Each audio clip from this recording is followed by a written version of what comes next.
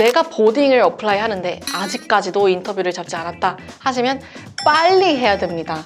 자, 그리고 데드라인이 지났다라고 하면 보딩 같은 경우는 대학교보다는 조금 더 플렉서블한 것 같아요. 내가 이 학교에 왜 오고 싶냐 했었을 때 탑보딩이니까요. 여기 가면 대학교 잘 가니까요. 이런 것보다는 이제 지금 한창 인터뷰할 시즌인 것 같아요. 대학교도 그렇고 고등학교도 그렇고 내가 보딩을 어플라이 하는데 아직까지도 인터뷰를 잡지 않았다 하시면 빨리 해야 됩니다. 진짜 빨리 오프라인 인터뷰를 잡으셔야 되고, 오프라인 인터뷰라는 건 이제 탑티어 같은 경우는 직접 대면 인터뷰입니다. 그래서 내가 그 보딩에 직접 가서 인터뷰도 하고 학부모 인터뷰도 하고 그 보딩 투어도 하고 이런 것들을 좀 인터뷰 프로세스라고 하는데요. 자, 그리고 내가 지금 돌아다니고 있다. 이거를 애티튜드를 가지고 가면 어떻게 해야 되는가 라고 보셨을 때 최대한 단정하게 입으시고 액세서리 이런 것들은 안 하시는 게 좋아요. 현재 학교에 교복이 있을 경우에 교복을 입어도 좋고요. 그리고 인터뷰 이후에는 꼭 땡큐 노트를 쓰셔서 내가 계속해서 잊혀지지 않고 조금 더 연락해 나가는 그런 애티튜드도 굉장히 중요하고, 그리고 그때 간 김에 아무래도 이제 어사인된 학생이 캠퍼스 투어 같은 걸 도와주실 거예요. 그러면은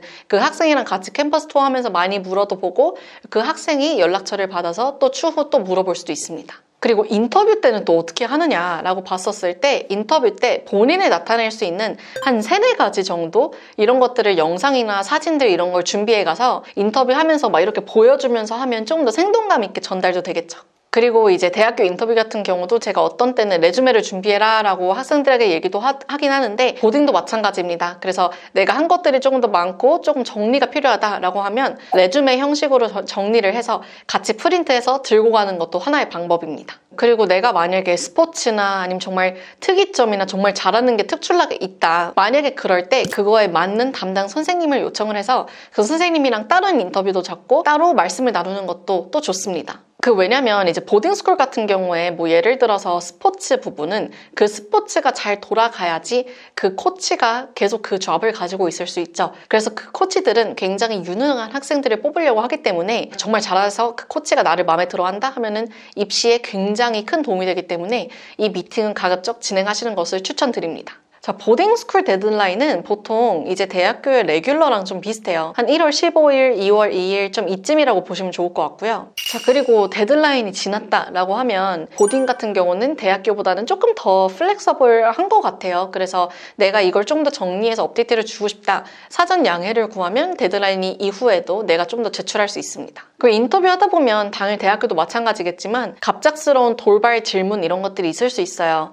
고등학교 아이들은 아무래도 부모랑 대동하진 않잖아요. 혼자 가서 인터뷰를 하는데 중학교 아이들은 심지어 더 어려요. 어리다 보니까 갑작스럽게 오는 질문들을 어떻게 잘 쳐낼지 모르는 경우가 있어요. 그럼에도 불구하고 그런 것들을 트레이닝을 해야 되고 답변들을 잘 준비를 해야 됩니다. 예를 들어서 디어필드 같은 보딩스쿨은 인터뷰를 할 때 옛날에 어떤 인터뷰어가 잠깐 창밖을 바라보라고 3분간 한 다음에 생각나는 것들을 말해봐라, 생각나는 것들을 적어봐라 이런 경우도 있었대요. 이렇게 황당한 것도 있을 수 있으니까 당황하지 않는 게 제일 중요합니다. 그리고 이것 또한 대학교 인터뷰에도 좀 동일시한 앤서긴 한데 뻔한 대답은 피하셔야 됩니다.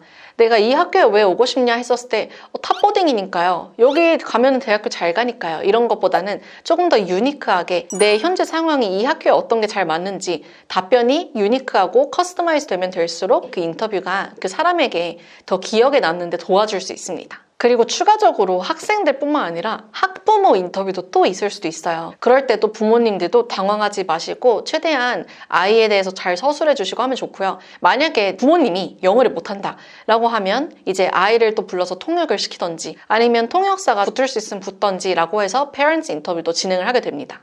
저희가 지금까지는 이제 학교에 갔을 때 인터뷰를 어떻게 진행하며 인터뷰는 또 어떤 걸 유의해야 될 건지를 살펴봤는데요. 사실 제가 아까 말씀드렸다시피 지금 너무 늦어서 아마 못 잡을 거라고 말씀드렸잖아요. 오프라인은 적어도 온라인도 확률이 좀 희박하고요.